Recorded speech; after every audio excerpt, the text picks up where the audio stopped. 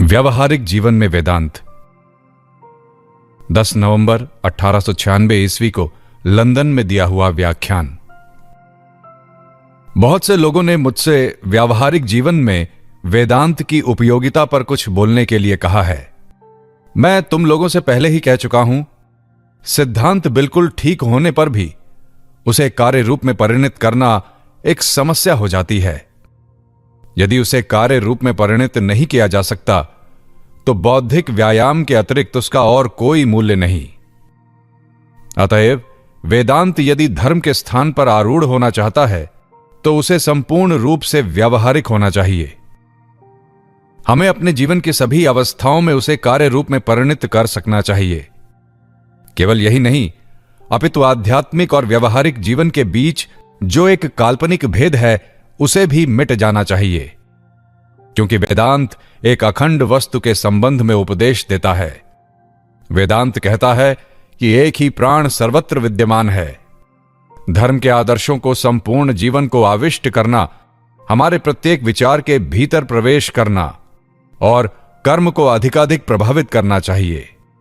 मैं व्यवहारिक पक्ष पर क्रमशः प्रकाश डालूंगा, किंतु यह व्याख्यान भावी व्याख्यानों की उपक्रमणिका के रूप में है।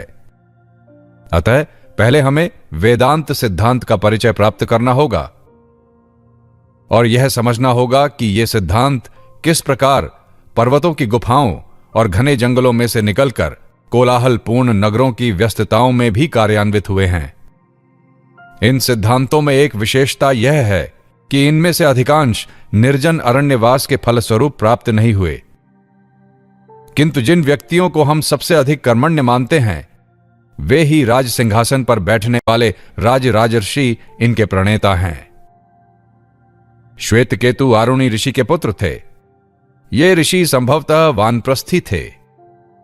श्वेत केतु का लालन पालन वन में ही हुआ, किंतु वे पांचालों के नगर में गए और राजा प्रवाहन जैवली की राज्यसभा में उपस्थित हुए। राजा ने उनसे पूछा, मरते समय प्राणी इस लोक से किस प्रकार गमन करता है? क्या यह तुम जानते हो? नहीं। किस प्रकार यहां उसका पुनर्जन्म होता है जानते हो? नहीं। पितृयान और देवयान के विषय में कुछ जानते हो? आदि आदि। इस प्रकार राजा ने और भी अनेक प्रश्न किए। श्वेत केतु किसी भी प्रश्न का उत्तर न दे सका। तब राजा ने कहा, तुम कुछ नहीं जानते। बालक ने लौटकर पिता से यह सब हाल कह सुनाया।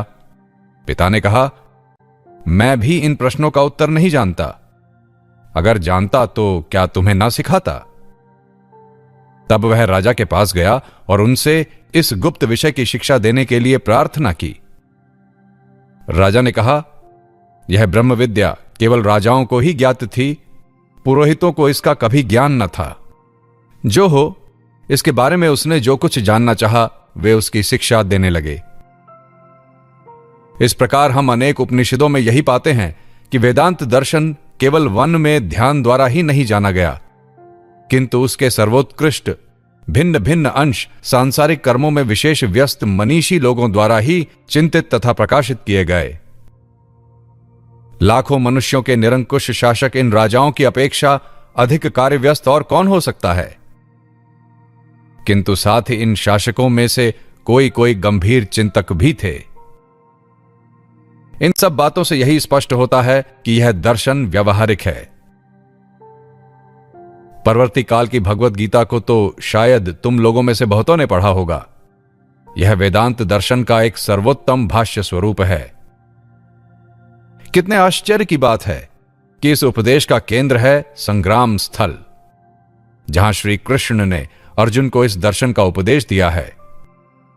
और गीता के प्रत्येक पृष्ठ पर जो मत उज्जवल रूप से प्रकाशित है वह है तीव्र कर्मण्यता, किंतु उसी के बीच अनंत शांत भाव। इसी तत्व को कर्म रहस्य कहा गया है और इस अवस्था को पाना ही वेदांत का लक्ष्य है। हम साधारणतया अकर्म का अर्थ करते हैं निश्चेष्टता, पर यह हमारा आदर्श नहीं हो सकता। यदि यही होता तो हमारे चारों ओर की दीवारें भी परम ज्ञानी होती, वे भी तो निश्चेष्ट हैं। मिट्टी के ढेले और पेड़ों के तने भी जगत के महातपस्वी गिने जाते, क्योंकि वे भी तो निश्चेष्ट हैं। और यह भी नहीं कि किसी भी तरह कामना युक्त होकर किए जाने वाले कार्य कर्म कहलाए जा सकते। वेदांत का आदर्श जो प्रकृत कर्म है, वह अनंत शांति के साथ संयुक्त है। किसी भी प्रकार की परिस्थिति में वह स्थिरता कभी नष्ट नहीं होती। चित्त का वह साम्य भाव कभी भंग नहीं होता। हम लोग भी बहुत कुछ देखने सुनने के बाद यही समझ पाए हैं कि कार्य करने के लिए इस प्रकार की मनोवृत्ति ही सबसे अधिक उपयोगी होती है। लोगों ने मुझसे यह प्रश्न अनेक बार किया है कि हम कार्य के लिए जो एक प्रकार का आवेग अनुभव करते हैं, यदि वह ना रहे तो हम कार्य कैसे करेंगे। मैं भी बहुत दिनों तक पहले यही सोचता था, किंतु जैसे जैसे मेरी आयु बढ़ रही है, जितना अनुभव बढ़ता जा रहा है, उतना ही मैं देखता हूं कि यह सत्य नहीं है। कार्य के भीतर आवेग जितना ही कम रहता है, उतना ही उत्कृष्ट वह होता है। हम लोग जितने अधिक शांत होते हैं, उतना ही हम लोगों का आत्मकल्याण होता है और हम काम भी अधिक अच्छी तरह कर पाते हैं। जब हम लोग भावनाओं के अधीन हो जाते हैं, तब अपनी शक्ति का अपव्यय करते हैं, अपने स्नायु समूह को विकृत कर डालते हैं, मन को चंचल बना डालते हैं, किंतु काम बहुत कम कर पाते हैं। जिस शक्ति का कार्य रूप में परिणित होना उचित था, वह वृथा भावुकता मात्र में परिवसित होकर क्षय हो जाती है। जब मन अत्यंत शांत और एकाग्र रहता है, केवल तभी हम लोगों की समस्त शक्ति सत्कार्य में व्यय होती है। यदि तुम जगत के महान कार्यकुशल व्यक्तियों की जीवनी कभी पढ़ो, तो देखोगे कि वे अद्भुत शांत प्रकृति के लोग थे। कोई भी वस्तु उनके चित्त की स्थिरता भंग नहीं कर पाती थी। इसीलिए जो व्यक्ति शीघ्र ही क्रोध, घृणा या किसी अन्य आवेग से अभिभूत हो जाता है, वह कोई काम नहीं कर पाता, अपने को चूर चूर कर डालता है और कुछ भी व्यवहारिक नहीं कर पाता। केवल शांत, क्षमाशील, स्थिर चित्त व्यक्ति ही सबसे अधिक काम कर पाता है। वेदांत आदर्श का उपदेश देता है और आदर्श वास्तविक की अपेक्षा कहीं अधिक उच्च होता है। हम लोगों के जीवन में दो प्रवृत्तियां देखी जाती हैं। एक है अपने आदर्श का सामंजस्य जीवन से करना, और दूसरी है जीवन को आदर्श के अनुरूप उच्च बनाना। इन दोनों का भेद भली भांति समझ लेना चाहिए, क्योंकि पहली प्रवृत्ति हमारे जीवन का एक प्रमुख प्रलोभन है। मैं सोचता हूं कि मैं कोई विशेष प्रकार का कार्य कर सकता हूं, शायद उसका अधिकांश ही बुरा है और उसके पीछे शायद क्रोध, घृणा अथवा स्वार्थपरता का आवेग ही विद्यमान है। अब मानो किसी व्यक्ति ने मुझे किसी विशेष आदर्श के संबंध में उपदेश दिया। निश्चय ही उसका पहला उपदेश यही होगा कि स्वार्थपरता तथा आत्मसुख का त्याग करो। मैं सोचता हूं कि यह करना तो असंभव है, किंतु यदि किसी एक ऐसे आदर्श के संबंध में उपदेश दिया जो मेरी स्वार्थपरता और निम्न भावों का समर्थन करे, तो मैं उसी समय कह उठता हूं, यही है मेरा आदर्श, और मैं उसी आदर्श का अनुसरण करने के लिए तत्पर हो जाता हूं। इसी प्रकार शास्त्रीय बात को लेकर लोग आपस में झगड़ते रहते हैं और कहते हैं कि जो मैं समझता हूं वही शास्त्रीय है, तथा जो तुम समझते हो वह अशास्त्रीय है। व्यवहार्य यानी प्रैक्टिकल शब्द को लेकर भी ऐसा ही अनर्थ होता रहता है। जिस बात को मैं कार्य रूप में परिणित करने योग्य समझता हूं, जगत में एकमात्र वही व्यवहार्य है, प्रैक्टिकल है, ऐसी मेरी धारणा होती है। उदाहरणार्थ, यदि मैं एक दुकानदार हूं तो सोचता हूं कि संसार में दुकानदारी ही एकमात्र व्यवहारिक कर्म है। यदि मैं चोर हूं तो चोरी के बारे में भी यही सोचता हूं। तुम जानते हो कि हम सब इस व्यवहार्य, प्रैक्टिकल शब्द का प्रयोग केवल उन्हीं कर्मों के लिए करते हैं जिनकी ओर हमारी प्रवृत्ति है और जो हमसे किए जा सकते हैं। इसी कारण मैं तुम लोगों को यह स्पष्ट कर देना चाहता हूं कि यद्यपि वेदांत पूर्ण रूप से व्यवहार्य है, तथापि साधारण अर्थ में नहीं, बल्कि आदर्श के दृष्टिकोण से। वेदांत का आदर्श कितना ही उच्च क्यों न हो, वह किसी असंभव आदर्श को हमारे सामने नहीं रखता, और वास्तव में यही आदर्श ठीक ठीक आदर्श है। एक शब्द में इसका उपदेश है, तत्वमसि, तुम ही वह ब्रह्म हो, और इसके समुदय उपदेश की अंतिम परिणति यही है। समस्त बौद्धिक वाद विवाद और विस्तार के पश्चात तुम्हें इसमें यही सिद्धांत मिलेगा कि मानवात्मा शुद्ध स्वभाव और सर्वज्ञ है। आत्मा के संबंध में जन्म अथवा मृत्यु की बात करना भी कोरी विडंबना मात्र है। आत्मा का न कभी जन्म होता है न मृत्यु। मैं मरूंगा अथवा मरने में डर लगता है, यह सब केवल कुसंस्कार मात्र है। और मैं यह कर सकता हूं, यह नहीं कर सकता, यह सब भी कुसंस्कार हैं। मैं सब कुछ कर सकता हूं। वेदांत सबसे पहले मनुष्य को अपने ऊपर विश्वास करने के लिए कहता है। जिस प्रकार संसार का कोई कोई धर्म कहता है कि जो व्यक्ति अपने से बाहर सगुण ईश्वर का अस्तित्व स्वीकार नहीं करता वह नास्तिक है, उसी प्रकार वेदांत भी कहता है कि जो व्यक्ति अपने आप पर विश्वास नहीं करता वह नास्तिक है। अपनी आत्मा की महिमा में विश्वास न करने को ही वेदांत में नास्तिकता कहते हैं। बहुत से लोगों के लिए यह एक भीषण विचार है, इसमें कोई संदेह नहीं, और हम में से अधिकांश सोचते हैं कि यह कभी प्राप्त नहीं किया जा सकता। किंतु वेदांत दृढ़ रूप से कहता है कि प्रत्येक व्यक्ति इस सत्य को जीवन में प्रत्यक्ष कर सकता है। इसकी उपलब्धि में स्त्री पुरुष, बालक बालिका, जाति या लिंग आदि से संबंध किसी प्रकार का विभेद बाधक नहीं है, क्योंकि वेदांत दिखा देता है कि वह सत्य पहले से ही सिद्ध है और पहले से ही विद्यमान है। हम में ब्रह्मांड की समूची शक्ति पहले से ही है। हम लोग स्वयं ही अपने नेत्रों पर हाथ रखकर अंधकार अंधकार कहकर चीत्कार करते हैं। जान लो कि तुम्हारे चारों ओर कोई अंधकार नहीं है। हाथ हटाने पर ही तुम देखोगे कि वहां प्रकाश पहले से ही वर्तमान था। अंधकार कभी था ही नहीं, दुर्बलता कभी थी ही नहीं। हम लोग मूर्ख होने के कारण ही चिल्लाते हैं कि हम दुर्बल हैं। मूर्खतावश ही चिल्लाते हैं कि हम अपवित्र हैं। इस प्रकार वेदांत आदर्श को कार्यान्वित किया जा सकता है केवल यही नहीं कहता, किंतु यह भी कहता है कि वह आदर्श हम लोगों को पहले से ही प्राप्त है, और जिसे हम अब आदर्श कहते हैं वही हमारी प्रकृत सत्ता है, वही हम लोगों का स्वरूप है। पर जो कुछ हम देखते हैं वह संपूर्ण मिथ्या है। जिस क्षण तुम कहते हो मैं मर्त्य शुद्र जीव हूं, तुम झूठ बोलते हो। तुम मानव सम्मोहन के द्वारा अपने को अधम, दुर्बल, अभागा बना डालते हो। वेदांत पाप स्वीकार नहीं करता, भ्रम स्वीकार करता है, और वेदांत कहता है कि सबसे बड़ा भ्रम है अपने को दुर्बल, पापी, हतभाग्य कहना। यह कहना कि मुझ में कुछ भी शक्ति नहीं है, मैं यह नहीं कर सकता, आदि आदि।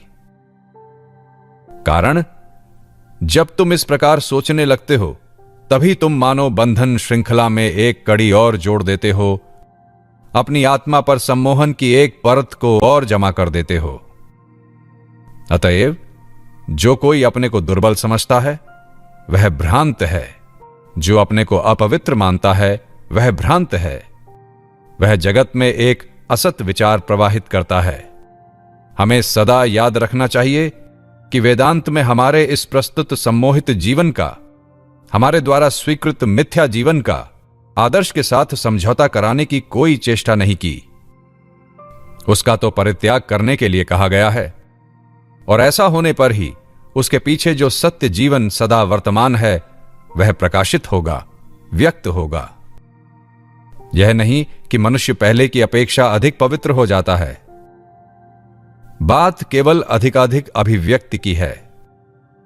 आवरण हटता जाता है और आत्मा की स्वाभाविक पवित्रता प्रकाशित होने लगती है। यह अनंत पवित्रता, मुक्त स्वभाव, प्रेम और ऐश्वर्य पहले से ही हम में है। वेदांत यह भी कहता है कि ऐसा नहीं कि यह केवल वन अथवा पहाड़ी गुफाओं में उपलब्ध हो सकता हो, वरन हम सब ये देख चुके हैं कि पहले जिन लोगों ने इन सत्य समूह का आविष्कार किया था वे वन अथवा पहाड़ी गुफाओं में नहीं रहते थे। साथ ही वे सामान्य मनुष्य भी नहीं थे, वरन वे लोग ऐसे थे। हम लोगों के इस विश्वास का विशेष कारण है जो विशेष रूप से कर्मठ जीवन बिताते थे, जिन्हें सैन्य संचालन करना पड़ता था, जिन्हें सिंहासन पर बैठकर प्रजा वर्ग का हानि लाभ देखना होता था। इसके अतिरिक्त उस समय राजागण ही सर्वे सर्वा थे, आजकल जैसे कठपुतली नहीं। फिर भी वे लोग इन सब तत्वों का चिंतन करने तथा उनको जीवन में परिणत करने और मानव जाति को शिक्षा देने का समय निकाल लेते थे। अतएव उनकी अपेक्षा हम लोगों को इन सब तत्वों का अनुभव होना तो और भी सहज है, क्योंकि हमारा जीवन उनकी तुलना में अवकाश का जीवन है।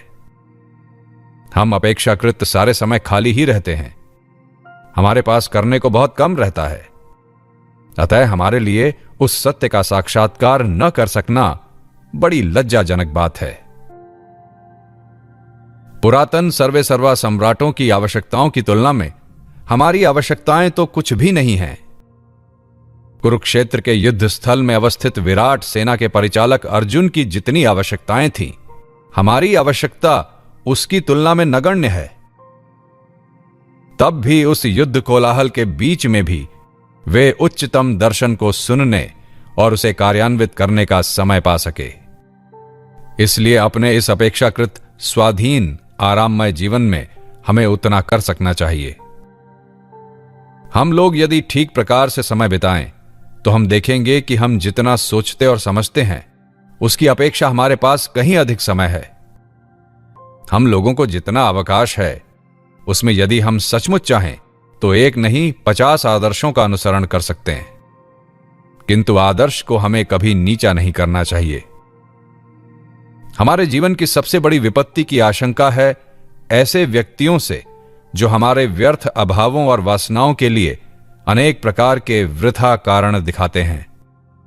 और हम लोग भी यही सोचते हैं कि हम लोगों का इससे बड़ा और कोई आदर्श नहीं हो सकता, किंतु वास्तव में बात ऐसी नहीं है। वेदांत इस प्रकार की शिक्षा कभी नहीं देता। प्रत्यक्ष जीवन को आदर्श के साथ समन्वित करना पड़ेगा। वर्तमान जीवन को अनंत जीवन के साथ एक रूप करना होगा। कारण तुम्हें सदा स्मरण रखना होगा कि वेदांत का मूल सिद्धांत यह एकत्व अथवा अखंड भाव है। द्वित्व कहीं नहीं है, दो प्रकार का जीवन अथवा जगत भी नहीं है। तुम देखोगे कि वेद पहले स्वर्गादि के विषय में कहते हैं, किंतु अंत में जब वे अपने दर्शन के उच्चतम आदर्शों पर आते हैं तो वे उन सब बातों को बिल्कुल त्याग देते हैं। एकमात्र जीवन है, एकमात्र जगत है, एकमात्र सत्य है। सब कुछ वही एक सत्ता मात्र है। भेद केवल परिमाण का है, प्रकार का नहीं।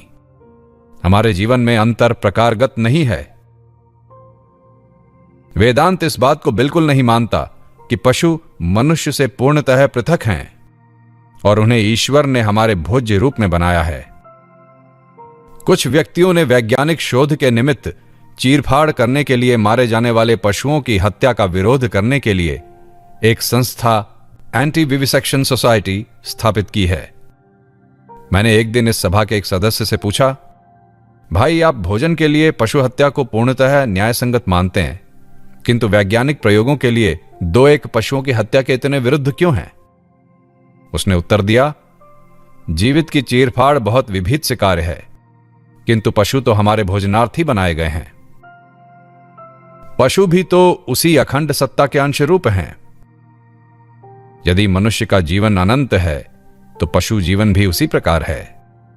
प्रभेद केवल परिमाणगत है, प्रकारगत नहीं। देखने पर यह अमीबा और मैं एक ही हूं, अंतर परिमाण का है। और सर्वोच्च जीवन की दृष्टि से देखने पर सारे विभेद मिट जाते हैं। मनुष्य एक तिनके और पौधे में बहुत अंतर देख सकता है, किंतु यदि तुम खूब ऊंचे चढ़कर देखो तो यह तिनका तथा एक बड़ा वृक्ष दोनों ही समान दिखेंगे। इसी प्रकार उस उच्चतम सत्ता के दृष्टिकोण से निम्नतम पशु और उच्चतम मनुष्य सभी समान हैं। और यदि तुम एक ईश्वर के अस्तित्व में विश्वास करते हो तो तुमको पशुओं से लेकर उच्चतम प्राणी तक समत्व मानना पड़ेगा। जो ईश्वर अपनी मनुष्य संतान के प्रति पक्षपाती है और पशु नामक अपनी संतान के प्रति निर्दय है, वह तो फिर दानवों से भी अधम हुआ। इस प्रकार के ईश्वर की उपासना करने की अपेक्षा मुझे सैकड़ों बार मरना भी पसंद है। मेरा समस्त जीवन इस प्रकार के ईश्वर के विरुद्ध युद्ध में ही बीतेगा। किंतु ऐसा विभेद है ही नहीं, और जो लोग ऐसा कहते हैं वे दायित्वहीन और हृदयहीन व्यक्ति हैं, उन्हें सत्य का ज्ञान नहीं है। यहां फिर व्यवहारिकता शब्द गलत अर्थ में प्रयुक्त हुआ है। मैं स्वयं एक कट्टर शाकाहारी ना भी हूं, किंतु मैं उस आदर्श को समझता हूं। जब मैं मांस खाता हूं तब जानता हूं कि यह ठीक नहीं है। परिस्थितिवश उसे खाने को बाध्य होने पर भी मैं यह जानता हूं कि यह क्रूरता है। आदर्श नीचा करके अपनी दुर्बलता का समर्थन मुझे नहीं करना चाहिए। आदर्श यही है, मांस न खाया जाए, किसी भी प्राणी का अनिष्ट न किया जाए, क्योंकि पशुगण भी हमारे भाई हैं। यदि उनको अपना भाई मान सकते हो तो तुम मानव की बंधुता की बात ही क्या, प्राणी मात्र के भातृभाव की ओर बहुत कुछ अग्रसर हो गए। यह तो बच्चों का खेल है। तुम संसार में देखोगे कि इस प्रकार का उपदेश लोग पसंद नहीं करते, क्योंकि उनसे वह प्रस्तुत को छोड़कर आदर्श की ओर जाने के लिए कहता है। किंतु यदि तुम एक ऐसा सिद्धांत उनके सामने रखो जिससे उनके प्रस्तुत आचरण का समर्थन होता हो, तो वे उसे एकदम व्यावहारिक मान लेंगे। मनुष्य स्वभाव में पुरातन रक्षण की प्रवृत्ति बहुत होती है। हम लोग आगे एक कदम भी नहीं बढ़ना चाहते। हिम में जम गए व्यक्तियों के संबंध में मैंने जो पढ़ा है वही मैं मनुष्य जाति के बारे में भी सोचता हूं। सुना जाता है कि इस अवस्था में आदमी सोना चाहता है। यदि उसे कोई खींचकर उठाना चाहता है तो वह कहता है, मुझे सोने दो, बर्फ में सोने से बड़ा आराम मिलता है, और उसी दशा में उसकी मृत्यु हो जाती है। हम लोगों का स्वभाव भी ऐसा ही है। हम लोग भी सारे जीवन यही करते रहे हैं। सिर से लेकर पैर तक बर्फ में जमे जा रहे हैं, तो भी हम लोग सोना चाहते हैं।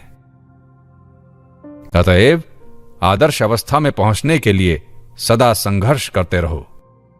और यदि कोई व्यक्ति आदर्श को तुम्हारे निम्न स्तर पर खींच लाए, यदि कोई तुम्हें ऐसा धर्म सिखाए जो कि उच्चतम आदर्श की शिक्षा नहीं देता, तो उसकी बात कान में भी न पड़ने दो। मेरे लिए वह नितांत अव्यावहारिक धर्म होगा। किंतु यदि कोई मुझे ऐसा धर्म सिखाए जो जीवन का सर्वोच्च आदर्श दर्शाता हो, तो मैं उसकी बातें सुनने के लिए प्रस्तुत हूं। जब कभी कोई व्यक्ति भोगपरक दुर्बलताओं और निस्सारताओं की वकालत करे तो उससे सावधान रहो। एक तो हम अपने को इंद्रिय जाल में फंसाकर एकदम निकम्मे बन जाते हैं। उस पर यदि कोई आकर हमें वैसी शिक्षा दे तो उसका अनुसरण करके हम कुछ भी उन्नति नहीं कर सकेंगे। मैंने ऐसी बातें बहुत देखी हैं। जगत के संबंध में मुझे कुछ ज्ञान है, और मेरा देश ऐसा देश है जहां संप्रदाय कुकुरमुत्तों के समान बढ़ते रहते हैं। प्रतिवर्ष नए नए संप्रदाय जन्म लेते हैं। किंतु मैंने यही देखा है कि जो संप्रदाय भोगाकांक्षी मानव का सत्याकांक्षी मानव से समझौता कराने की चेष्टा नहीं करते, वे ही उन्नति करते हैं। जहां परम उच्च आदर्शों का झूठी सांसारिक वासनाओं के साथ सामंजस्य करने की, ईश्वर को मनुष्य के स्तर पर खींच लाने की मिथ्या चेष्टा रहती है, वहीं क्षय का आरंभ हो जाता है। मनुष्य को सांसारिक दास्ता के स्तर पर नहीं घसीट लाना चाहिए, उसे ईश्वर के स्तर तक उठाना चाहिए। साथ ही इस प्रश्न का एक और पहलू है। हमें दूसरों को घृणा की दृष्टि से नहीं देखना चाहिए। हम सभी उसी एक लक्ष्य की ओर बढ़ रहे हैं। दुर्बलता और सबलता में केवल परिमाणगत भेद है। प्रकाश और अंधकार में भेद केवल परिमाणगत। पाप और पुण्य के बीच भी भेद केवल परिमाणगत। जीवन और मृत्यु के बीच में भेद केवल परिमाणगत। एक वस्तु का दूसरी वस्तु से भेद केवल परिमाणगत ही है, प्रकारगत नहीं। क्योंकि वास्तव में सभी वस्तुएं वही एक अखंड वस्तु मात्र हैं। सब वही एक है जो अपने को विचार, जीवन, आत्मा या देह के रूप में अभिव्यक्त करता है, और उनमें अंतर केवल परिमाण का है। अतः जो किसी कारणवश हमारे समान उन्नति नहीं कर पाए, उनके प्रति घृणा करने का अधिकार हमें नहीं है। किसी की निंदा मत करो। किसी की सहायता कर सकते हो तो करो, नहीं कर सकते हो तो हाथ पर हाथ रखकर चुपचाप बैठे रहो। उन्हें आशीर्वाद, अपने रास्ते जाने दो। गाली देने अथवा निंदा करने से कोई उन्नति नहीं होती। इस प्रकार से कभी कोई कार्य नहीं होता। दूसरे की निंदा करने में हम अपनी शक्ति लगाते हैं। आलोचना और निंदा अपनी शक्ति खर्च करने का निस्सार उपाय है, क्योंकि अंत में हम देखते हैं कि सभी लोग एक ही वस्तु देख रहे हैं, कमोवेश उसी आदर्श की ओर पहुंच रहे हैं, और हम लोगों में जो अंतर है वो केवल अभिव्यक्ति के हैं। पाप की बात लो। मैं अभी वेदांत के अनुसार पाप की धारणा तथा इस धारणा की कि मनुष्य पापी है चर्चा कर रहा था। दोनों वास्तव में एक ही हैं, केवल एक सकारात्मक है, दूसरा नकारात्मक है। एक मनुष्य को उसकी दुर्बलता दिखा देती है और दूसरी उसकी शक्ति। वेदांत कहता है कि यदि दुर्बलता है तो कोई चिंता नहीं, हमें तो विकास करना है। जब मनुष्य पहले पहल जन्मा तभी उसका रोग क्या है जान लिया गया। सभी अपना अपना रोग जानते हैं, किसी दूसरे को बतलाने की आवश्यकता नहीं होती। सारे समय हम रोगी हैं, यह सोचते रहने से हम स्वस्थ नहीं हो सकते। उसके लिए औषध आवश्यक है। बाहर की हम सारी चीजें भूल सकते हैं, बाह्य जगत के प्रति हम कपटाचारी हो सकते हैं, किंतु अपने मन के अंतराल में हम सब अपनी दुर्बलताओं को जानते हैं। वेदांत कहता है कि फिर भी मनुष्य को सदैव उसकी दुर्बलता की याद कराते रहना अधिक सहायता नहीं करता। उसको बल प्रदान करो, और बल सदैव निर्बलता का चिंतन करते रहने से नहीं प्राप्त होता। दुर्बलता का उपचार सदैव उसका चिंतन करते रहना नहीं है, वरन बल का चिंतन करना है।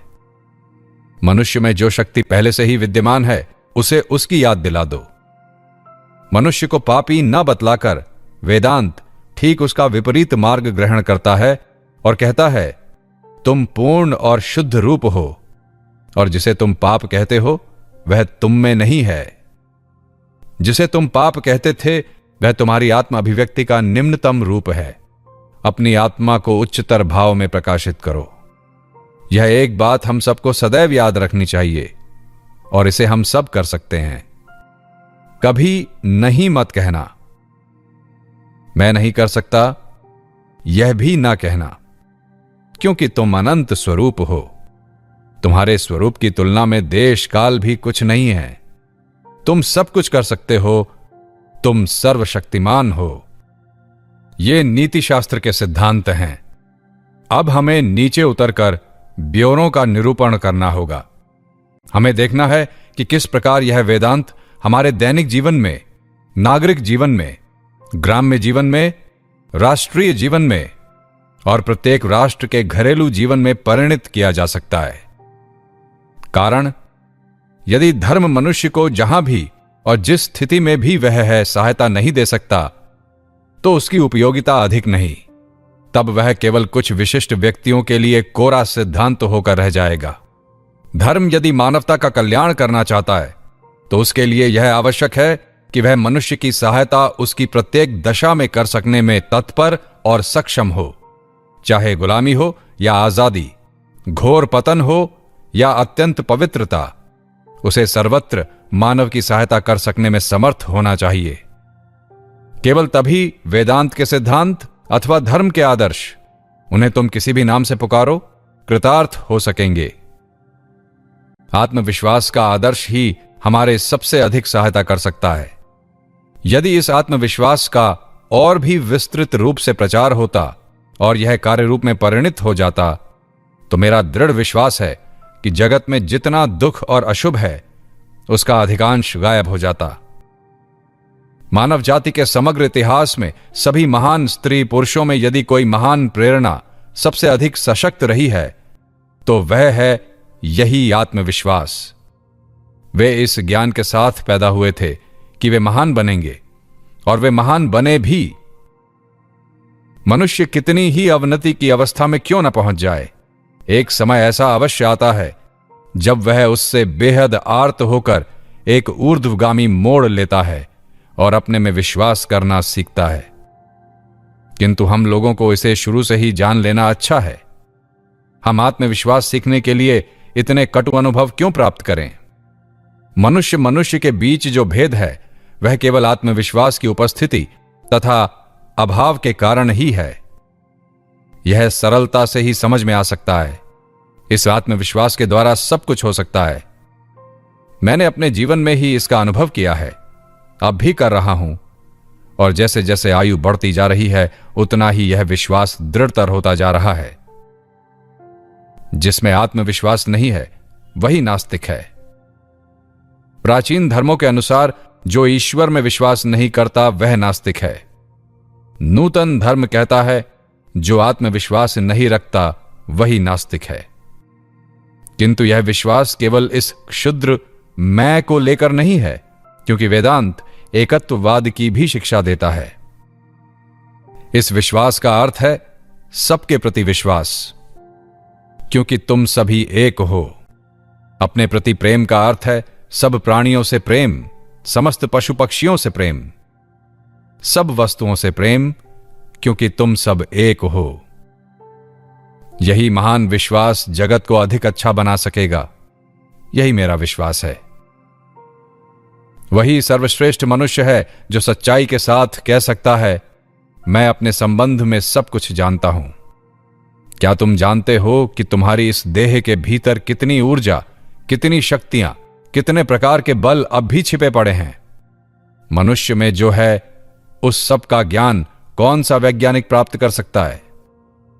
लाखों वर्षों से मनुष्य पृथ्वी पर है, किंतु अभी तक उसकी शक्ति का पारमाणविक अंश मात्र ही प्रकाशित हुआ है। अतएव तुम कैसे अपने को जबरदस्ती दुर्बल कहते हो? ऊपर से दिखने वाली इस पतितावस्था के पीछे क्या संभावना है? क्या तुम यह जानते हो? तुम्हारे अंदर जो है उसका थोड़ा सा तुम जानते हो। तुम्हारे पीछे है शक्ति और आनंद का अपार सागर। आत्मा वा अरे श्रोतव्यः, इस आत्मा के बारे में पहले सुनना चाहिए।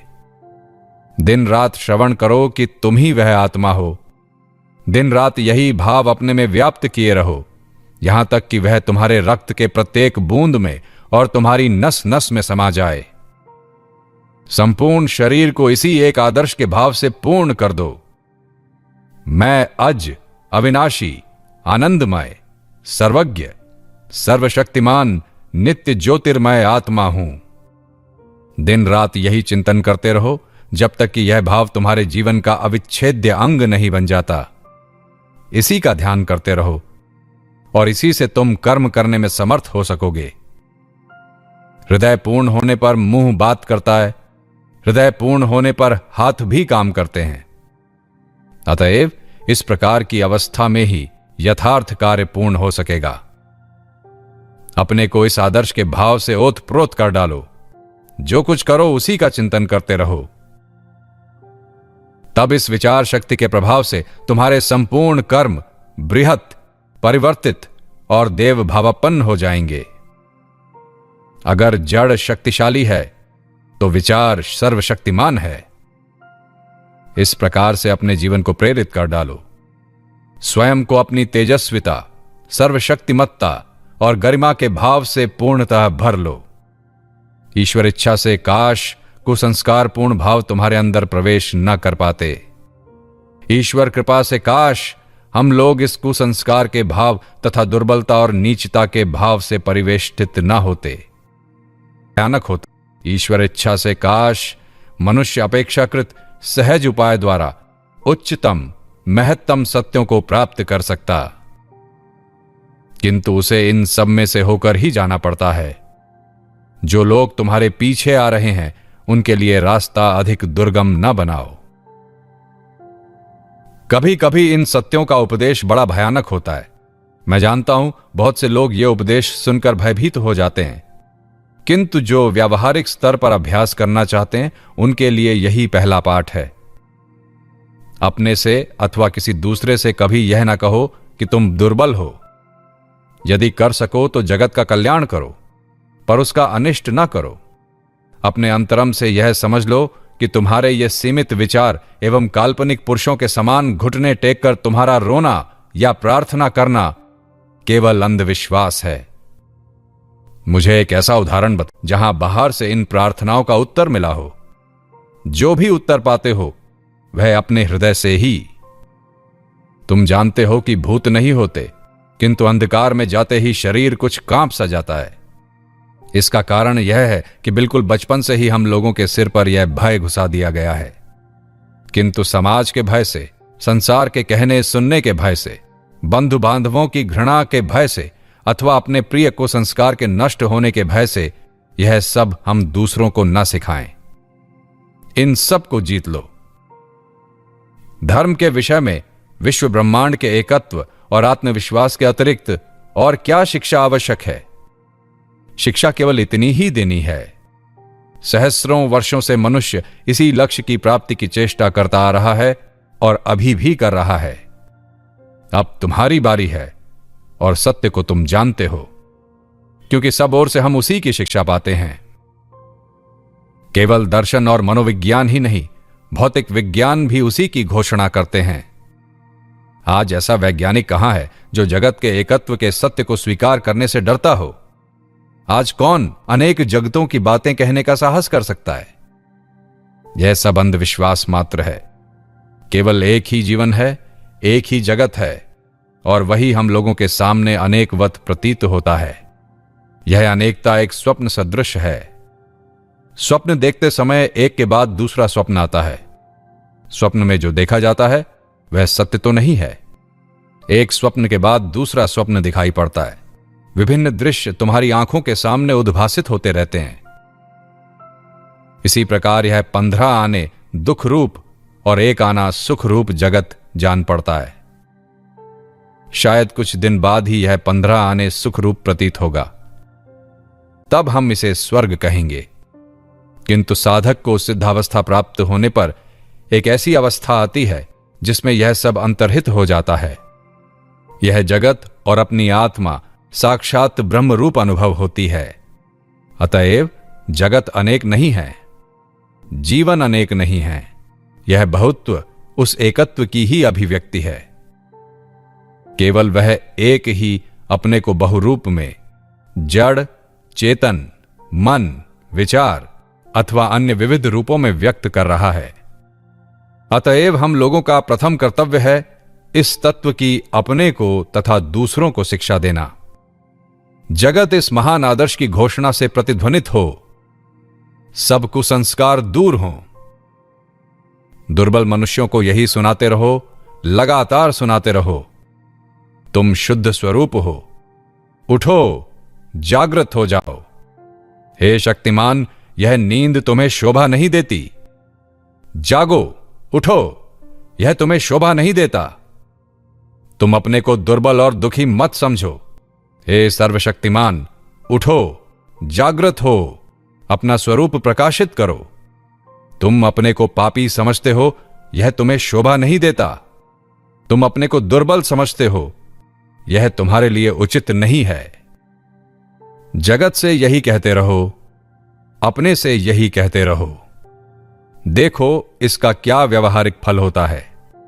देखो कैसे बिजली के प्रकाश से सभी वस्तुएं प्रकाशित हो उठती हैं और सब कुछ कैसे परिवर्तित हो जाता है। मनुष्य जाति से यह बतलाओ और उसे उसकी शक्ति दिखा दो, तभी हम अपने दैनंदिन जीवन में उसका प्रयोग करना सीख सकेंगे। जिसे हम विवेक या सदसत विचार कहते हैं, उसका अपने जीवन के प्रति क्षण में एवं प्रत्येक कार्य में उपयोग करने की क्षमता प्राप्त करने के लिए हमें सत्य की कसौटी जान लेनी चाहिए, और वह है पवित्रता, तथा एकत्व का ज्ञान। जिससे एकत्व की प्राप्ति हो वही सत्य है। प्रेम सत्य है, घृणा असत्य है, क्योंकि वह अनेकत्व को जन्म देती है। घृणा ही मनुष्य को मनुष्य से पृथक करती है, अतएव वह गलत और मिथ्या है। यह एक विघटक शक्ति है, वह पृथक करती है, नाश करती है। प्रेम जोड़ता है, प्रेम एकत्व स्थापित करता है। सभी एक हो जाते हैं, मां संतान के साथ, परिवार नगर के साथ, संपूर्ण जगत पशु पक्षियों के साथ एकीभूत हो जाता है, क्योंकि प्रेम ही सत्य है, प्रेम ही भगवान है, और यह सभी कुछ उसी एक प्रेम का ही न्यूनाधिक प्रस्फुटन है। प्रभेद केवल मात्रा के तारतम्य में है, किंतु वास्तव में सभी कुछ उसी एक प्रेम की ही अभिव्यक्ति हैं। अतएव हम लोगों को यह देखना चाहिए कि हमारे कर्म अनेकत्व विधायक हैं अथवा एकत्व संपादक। यदि वे अनेकत्व विधायक हैं तो उनका त्याग करना होगा, और यदि वे एकत्व संपादक हैं तो उन्हें सत्कर्म समझना चाहिए। इसी प्रकार विचारों के संबंध में भी सोचना चाहिए। देखना चाहिए कि उनसे विघटन या अनेकत्व उत्पन्न होता है या एकत्व, और वे एक आत्मा को दूसरी आत्मा से मिलाकर एक महान शक्ति उत्पन्न करते हैं या नहीं। यदि करते हैं तो ऐसे विचारों को अंगीकार करना चाहिए, अन्यथा उन्हें अपराध मानकर त्याग देना चाहिए। वेदांत का नीति शास्त्र किसी अज्ञेय तत्व पर आधारित नहीं है। वह किसी अज्ञात तत्व का उपदेश नहीं करता, वरन उपनिषदों की भाषा में जिस ईश्वर की हम एक अज्ञात ईश्वर के रूप में उपासना करते हैं, मैं तुमको उसी का उपदेश कर रहा हूं। तुम जो कुछ जानते हो आत्मा के द्वारा ही जानते हो। देखने से पहले मुझे अपने स्वयं का ज्ञान होता है, उसके बाद कुर्सी का। इस आत्मा में और उसके द्वारा ही इस कुर्सी का ज्ञान होता है। इस आत्मा में और उसके द्वारा ही मुझे तुम्हारा ज्ञान होता है, संपूर्ण जगत का ज्ञान होता है। अतएव आत्मा को अज्ञात कहना केवल प्रलाप है। आत्मा को हटा लेने से संपूर्ण जगत ही विलुप्त हो जाता है। आत्मा के द्वारा ही संपूर्ण ज्ञान होता है, अतएव यही सबसे अधिक ज्ञात है। यही वह तुम हो जिसको तुम मैं कहते हो। तुम लोग यह सोचकर आश्चर्य करते हो कि मेरा मैं भला तुम्हारा मैं कैसे हो सकता है। तुम्हें आश्चर्य होता है कि यह शांत सीमित मैं किस प्रकार अनंत असीम स्वरूप हो सकता है, किंतु वास्तव में यही बात सत्य है। शांत यानी सीमित मैं केवल भ्रम मात्र है, गल्प कथा मात्र है। उस अनंत के ऊपर मानो एक आवरण पड़ा हुआ है और उसका कुछ अंश इस मैं रूप में प्रकाशित हो रहा है, किंतु वास्तव में वह उसी अनंत का अंश है।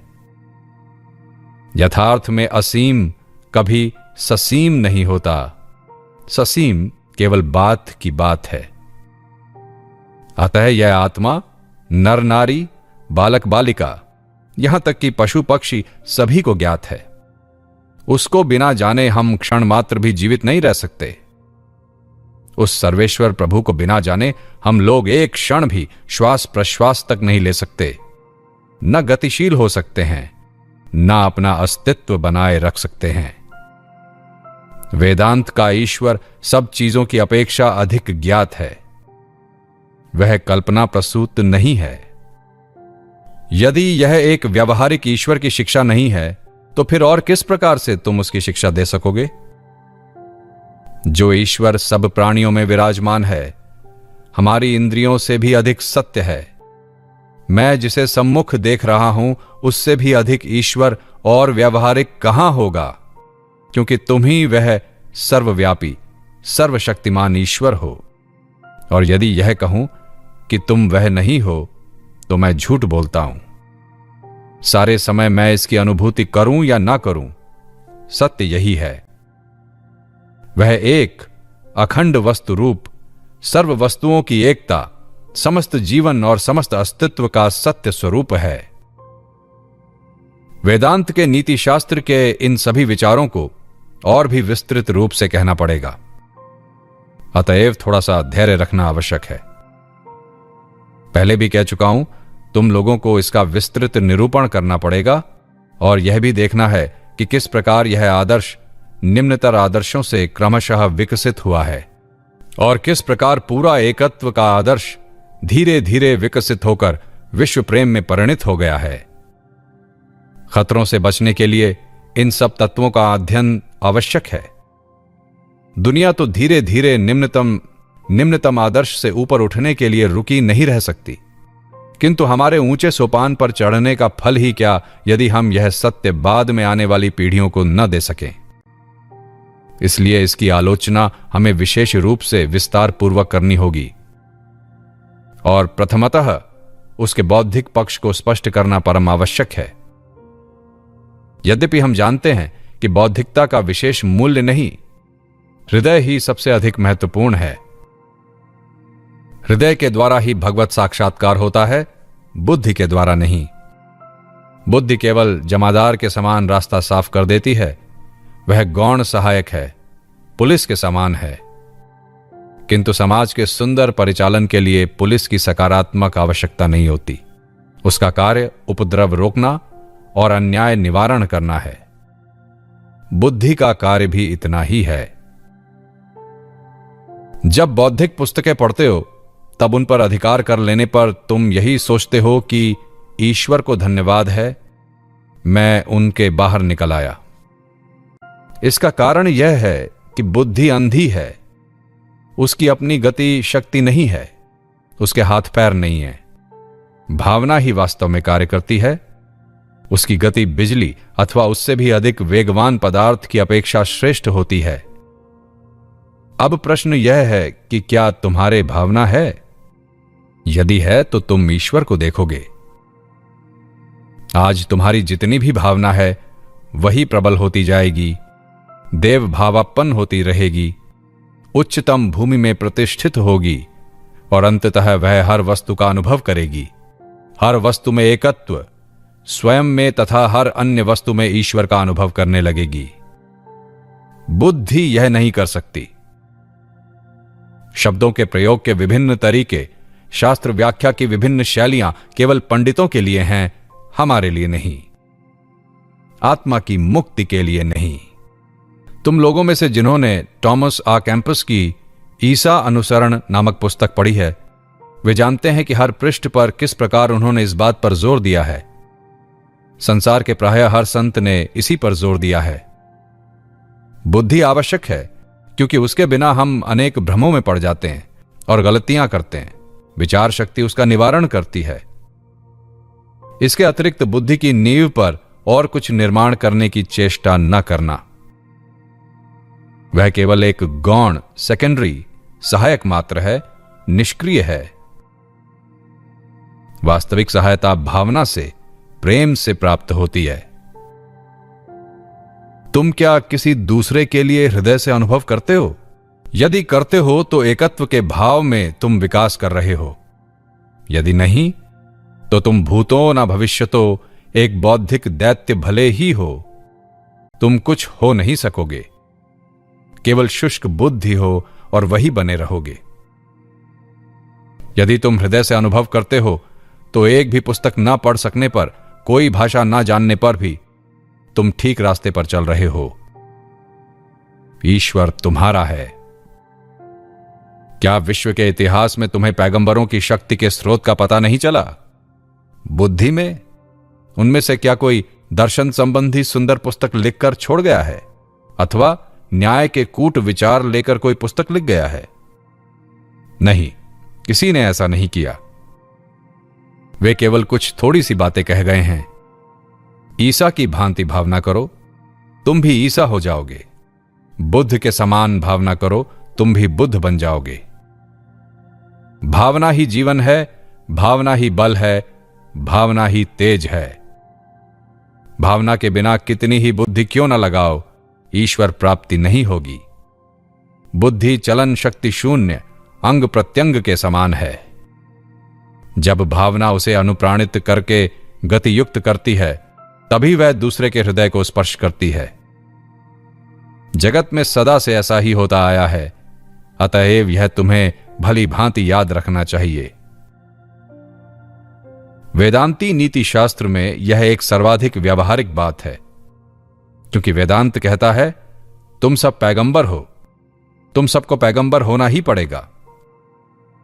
कोई ग्रंथ तुम्हारे कार्यों का प्रमाण नहीं, किंतु तुम ही ग्रंथों के प्रमाण स्वरूप हो। कोई पुस्तक सत्य की ही शिक्षा देती है, यह किस प्रकार जानते हो? क्योंकि तुम सत्य हो और तुम भी ठीक वैसा ही अनुभव करते हो। वेदांत यही शिक्षा देता है। जगत के ईसा और बुद्ध गणों का प्रमाण क्या है? यही कि हम तुम भी वैसा ही अनुभव करते हैं। इसी कारण हम तुम समझते हैं कि ये सब सत्य हैं। हम लोगों की पैगंबर आत्मा ही उन लोगों की पैगंबर आत्मा का प्रमाण है। यहां तक कि तुम्हारा ईश्वरत्व ही ईश्वर का भी प्रमाण है। यदि तुम वास्तविक महापुरुष नहीं हो तो ईश्वर के संबंध में भी कोई बात सत्य नहीं। तुम यदि ईश्वर नहीं हो तो कोई ईश्वर भी नहीं है और कभी होगा भी नहीं। वेदांत कहता है इसी आदर्श का अनुसरण करना चाहिए। हम लोगों में से प्रत्येक को पैगंबर बनना पड़ेगा और तुम स्वरूपतः वही हो, बस केवल यह जान लो। यह कभी न सोचना कि आत्मा के लिए कुछ असंभव है। ऐसा सोचना ही भयानक नास्तिकता है। यदि पाप नामक कोई वस्तु है तो वह यह कहना है कि मैं दुर्बल हूं अथवा अन्य कोई दुर्बल है।